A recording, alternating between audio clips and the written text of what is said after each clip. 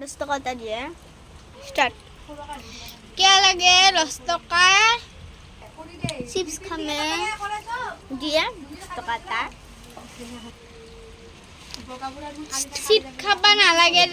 দে মই 100 টাকা এটা দি আছো ডাঙৰ চকলেট এটা কিনি কিনে খাবি যা ৰ দি আছো স্টার্ট লো লো না না না না চকলেট খাবি কিন্তু ও দে হবে দে মানে হান দকল স্টার্ট 100 টাকা দিছো 100 টাকা এটা চকলেট দি তেমন চকলেট খাম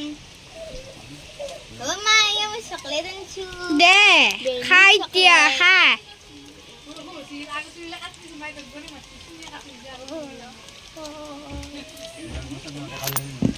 পারবো